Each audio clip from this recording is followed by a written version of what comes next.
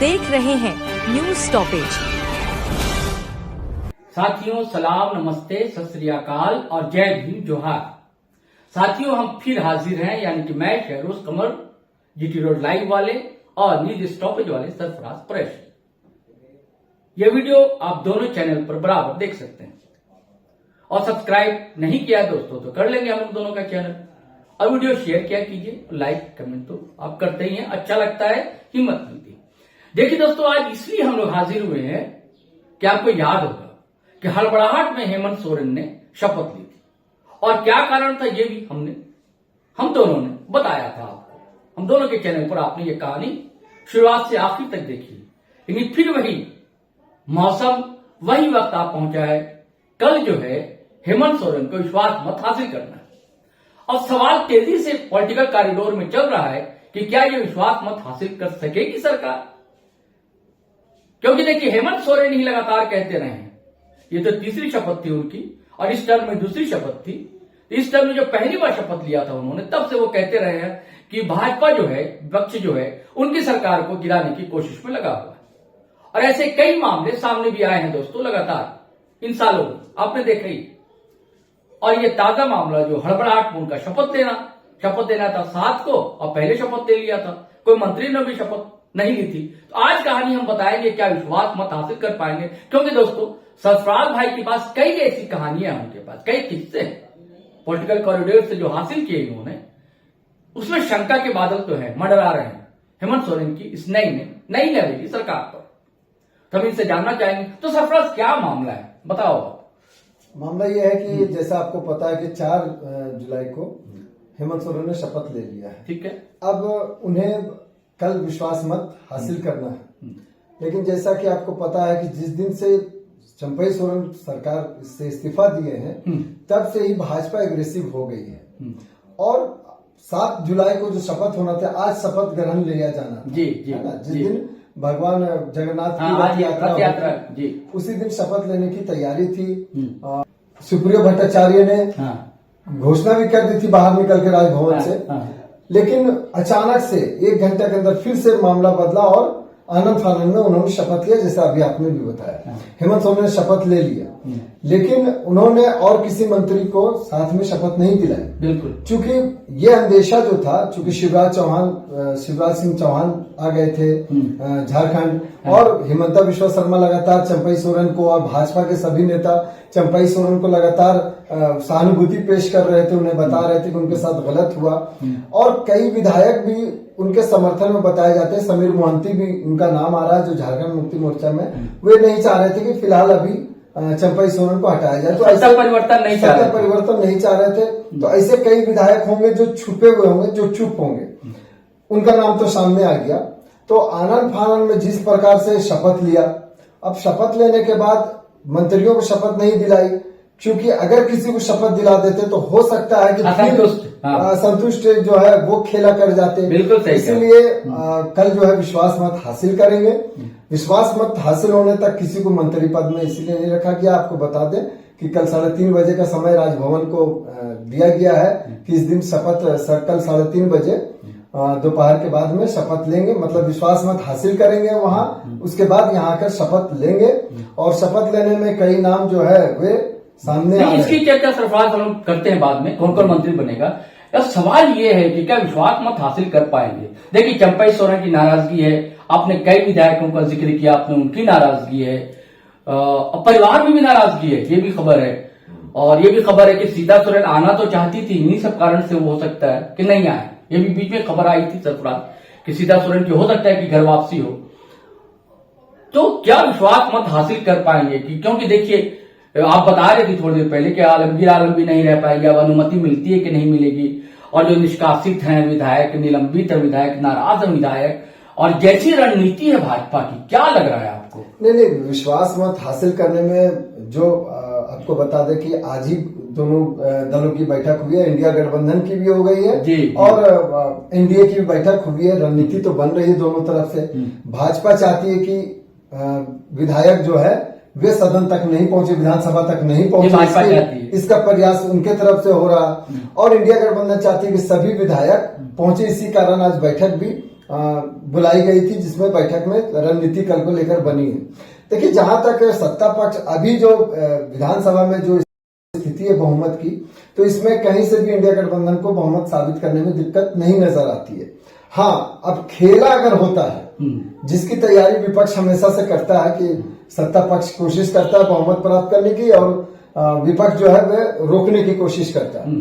लेकिन जिस स्थिति से अभी विधायकों का समर्थन है, इनके पास 46 विधायक हैं, 2 नाराज जैसा आप बता रहे कि 2 निष्कासित हैं, 2 विधायक जो है सांसद बन गए, उसके बावजूद भी इनके पास बहुमत आसानी से ये हासिल कर लेंगे अगर कोई खेला नहीं हो तो। मैं बार बार इसलिए कह रहा हूं क्योंकि चंपई सोरेन के बारे में कहा जा रहा था कि नाराज है, लेकिन उन्होंने अपने भले ही बयान से कहा कि वे नाराजगी थोड़ी सी है, कसक तो रहेगी, लेकिन खेला होता अगर नहीं हुआ तब कोई दिक्कत नहीं है। वैसे अभी खेला करने में भी इनको कम से कम 6-7 विधायकों को रोकना होगा कि सदन में ये नहीं पहुंचे 8 विधायक, तो ये मुश्किल काम नजर आता है विपक्ष के लिए। हाँ, रणनीति तो दोनों तरफ से बन नहीं, अभी तो 81 की बात नहीं है, 76 विधायक है, उसी में बहुमत साबित करना जी, 76 में ही है ना, तो 39 विधायक चाहिए और 46 है इंडिया अलायंस के पास। तो एनडीए के पास कितने विधायक है? एनडीए के पास आप जोड़ लीजिए 30 है, 30 के आसपास। हाँ, निर्दलीय मिलाकर 30 है। अच्छा, तो वो आपको लगता है कि अगर 7-8 अगर तोड़ पाएंगे जब भी, हाँ, ऐसा कुछ हो सकता है? हाँ, अगर वो रोक दे और बहुमत में नहीं आ पाए, बहुमत साबित नहीं होगी, तब भले अल्पमत में दिखेंगे। नहीं, क्या यह आशंका आपको नहीं लगती है कि ठीक है उनको सरकार नहीं बनाना हो भाजपा को, लेकिन विश्वास मत भी हासिल ना कर सके सरकार और फिर राष्ट्रपति शासन लागू हो जाए? ऐसा भी तो हो सकता है, इसकी भी आशंका है, हो सकती है। कोशिश यही है ना जी कि विधानसभा में विश्वास मत हासिल नहीं कर पाए सरकार, रणनीति तो इसी की बन रही है। और इंडिया गठबंधन की जो बैठक हुई है, आप देखेंगे कि इसी के कारण जो असंतुष्ट को हवा नहीं मिल जाए, इसी कारण से मंत्रिमंडल में विस्तार नहीं किया गया। अकेले हेमंत सोरेन ने शपथ ली है और कल जब विश्वास मत हासिल कर लेंगे, चूंकि मतलब आप जो बात कह रहे हैं वो लगभग 2% या 5% बहुत कही जा सकती है। 95%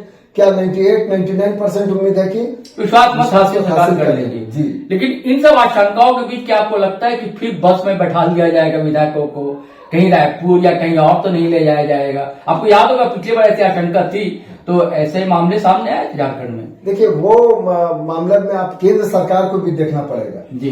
पहले केंद्र में भाजपा की ताकत अकेले वो सरकार बनाने में सक्षम थी भाजपा, और अब जो है विपक्ष के पास ताकत हो गया है। अच्छा, विपक्ष भी अब मजबूत हो गया है देश में। तो अभी फिलहाल वैसी उम्मीद इसलिए नहीं है कि इससे भाजपा की जो है बदनामी होगी। अभी चुनाव भी नजदीक है, कोई वैसा नहीं है कि अभी 2 साल 3 साल बचे हुए हैं तो सरकार चला सकेंगे। अब तो जो उम्मीदें हैं कि वो 2-3 महीना के अंदर ही चुनाव की घोषणा हो सकती है। इसके बारे में भी डिटेल बात करेंगे कि कब तक यहाँ पर चुनाव की तैयारी है। हाँ, नहीं, ये बात कर ली जाए सरफराज की, क्या कहा जा रहा है कि शायद 2-3 टर्म में चुनाव होंगे, क्या मामला है? हाँ, देखिए, आप देखेंगे पिछली बार 5 टर्म में चुनाव हुए थे। अच्छा, लेकिन इस बार 2 से 3 टर्म में चुनाव होने की उम्मीद है। और 10 तारीख को, ये अभी 2-3 दिन के बाद, 3 दिनों के बाद ही दिल्ली से टीम आ रही है चुनाव आयोग की। अच्छा। और वो यहाँ पर जायजा लेगी, सभी तमाम यहाँ पर जो निर्वाचन पदाधिकारी उनसे बात होगी, 24 जिला के डीसीओ से बात होगी, उपायुक्त से बात करके रणनीति समझी जाएगी कि चुनाव कराने की स्थिति में है कि नहीं। क्योंकि जो चर्चाएं चल रही है कि महाराष्ट्र और बाकी जगह पर जो चुनाव होने हैं उनके साथ में झारखंड में भी चुनाव कर दिया जाए। अगर ऐसी स्थिति होती है तो सितंबर में ही चुनाव की घोषणा हो सकती है, और नहीं तो अक्टूबर में होनी तय है। अच्छा, एक और सवाल सरफराज, वो ये आता है कि देखिए चंपई सोरेन नाराज चल रहे हैं जी, तो आपको बस ये खबर जरूर होगी कि चंपई सोरेन का कितना असर होगा, अगर मान लीजिए ये, या भाजपा को कितना लाभ पहुंचा सकेंगे। या तो ये पार्टी छोड़ें, या पार्टी अगर नहीं छोड़ते जेएमएम में रहते हुए क्या भाजपा को लाभ पहुंचा सकेंगे? इनका क्या जनाधार है बचा हुआ, क्या मामला है? नहीं, देखिए, जनाधार इनका अपने क्षेत्र में तो है, इसमें कोई डॉक्टर नहीं। अच्छा। कोल्हान टाइगर के नाम से मशहूर भी है। लेकिन मैं बार बार यही कहता हूं, और आज भी झारखंड में जो सर्वा नेता है झारखंड मुक्ति मोर्चा के, आदिवासी के सबसे बड़ा चेहरा हेमंत सोरेन। आप देखें कि चंपई सोरेन भी जब सरकार बनाए थे, फिर उसी बात को दोहराना पड़ेगा कि वो लगातार कहते थे कि ये पार्ट 2 है, हम हेमंत सोरेन सरकार के पार्ट 2 है। दूसरा कि ये जो जनादेश हमें मिला था, ये हेमंत बाबू के लिए मिला था, हेमंत बाबू के नेतृत्व में मिला था। तो जाहिर सी बात है कि हेमंत सोरेन से बड़ा कद तो अभी किसी का नहीं है झारखंड में। ठीक है, ये बड़े नेता है, पुराने नेता है, लेकिन अभी वैसे भी ग्रामीण क्षेत्रों में आप देखेंगे तो 2 ही नाम जाने जाते हैं, शिबू सोरेन और तीर्थधनुष। नहीं, ये जिस इलाके के कहा जाता है कि ये खुद बहुत मुश्किल से जीत पाते हैं। हाँ, इनका भी रिकॉर्ड जो आप देखेंगे, पिछले ट्रैक रिकॉर्ड, तो पिछले चुनाव को छोड़ दे अगर, तो अक्सर जो है ये जितने मार्जिन इनकी बहुत ज्यादा नहीं हाई नहीं रहती कि आप ये कह सके कि ये पूरे राज्य के नेता नहीं है। अभी भी कोल्हान टाइगर है, लेकिन पूरे झारखंड के नेता ये नहीं है। भले ही चुनाव ये जो नहीं, कोल्हान में भी जब टाइगर है तो आप बड़ी मार्जिन से क्यों नहीं जीत पाते? नहीं, वो ठीक है, लेकिन इनका कद तो है, टाइगर ये खुलकर बोलने वाले। अब जैसे कि ये देखिए लोकसभा चुनाव जो भी हुआ, इसमें भी इनके विधानसभा में पार्टी हारी, जीती नहीं। हाँ, नहीं ठीक है, वो पार्टी हारी, वही कह रहा हूँ कि ये तो टाइगर के नाम से मशहूर है, क्योंकि ये बेबाक बोलने जानते थे और इनका संघर्ष रहा है। इसके कोई ये नहीं कर सकता है कि इसका संघर्ष इन्होंने नहीं किया है, और ये बेबाक नेता रहे हैं। इनका कद भी बड़ा है, ऐसा नहीं कि कद, ठीक है, हार जीत मार्जिन कम भी हो सकती है, ज्यादा भी हो सकती है। अब आप देखेंगे लोकसभा चुनाव में 10 लाख वोट से भी जीतने वाले होते हैं, और प्रधानमंत्री जो 10 लाख वोट से 1.5 लाख वोट से जीते हैं। तो ऐसी कई चीजें आपको दिखने को मिल सकती है, लेकिन कद तो फिलहाल मोदी जी का ही बड़ा। लेकिन ये तो है कि बहुत ज्यादा नुकसान नहीं पहुंचा सकेंगे नहीं, ऐसी स्थिति, और मुझे नहीं लगता है कि ये बहुत ज्यादा, हालांकि भाजपा डोरे डाल रही है, इसमें कोई संदेह नहीं, चूंकि उन पर लगातार सहानुभूति दिखा रही है, लेकिन उम्मीद कम है कि वो जेएमएम को छोड़ेंगे। और अगर जेएमएम को छोड़ते हैं तो भी बहुत ज्यादा नुकसान नहीं इसलिए हो सकता है क्योंकि हेमंत सोरेन अभी भी सर्वा नेता। अच्छा, देखिए क्या राजनीति है सरफराज कि हेमंता बिस्वा शर्मा जी, जो कि सह प्रभारी हैं, और बड़ी सहानुभूति दिखा रहे हैं अभी, और इनको बड़ा एक कमेंट जो है बड़ा किया था, बड़ा चर्चित हो रहा आजकल, क्या था ध्यान था? हाँ। वो उन्होंने यहाँ रांची में प्रेस कॉन्फ्रेंस किया था, भाजपा कार्यालय में ही, प्रदेश कार्यालय में आए हुए थे। हाँ। तो उन्होंने कहा था कि चंपई सोरेन को इस्तीफा दे देना चाहिए, क्योंकि वो अपने क्षेत्र भी हार गए लोकसभा चुनाव में जी। तो देखिए राजनीति है, राजनीति में कोई दुश्मन कोई दोस्त नहीं है, सभी दोस्त सभी दुश्मन, इस टाइप की स्थिति है। ना तो किसी से बैर रखनी है, ना किसी से दोस्ती रखनी है। चलिए अब सरफराज हमें बताए व्यूअर्स को कि कौन कौन मंत्री बन सकते हैं। देखिए हम लोगों ने पिछले वीडियो में बताया है, एक तो बताया कि देखिए दलित कोटे से हैं बैजनाथ राम, पिछले बार रुक गए थे वो, इनका नाम तय चल रहा है। और दूसरा है कि आलमगीर आलम की जगह इरफान अंसारी जी। ठीक है, एक नाम और चल रहा है सरफराज, दीपिका सिंह पांडे। तो क्या खबर आपके पास? देखिए इस मामले में यह है कि अगर 12वां मंत्री बना तब तो बैजनाथ राम मंत्री बन रहे हैं जी। नहीं तो ये चर्चा है कि जो पुरानी कैबिनेट थी उसी को वापस लाके कोई नया फेरबदल नहीं करनी।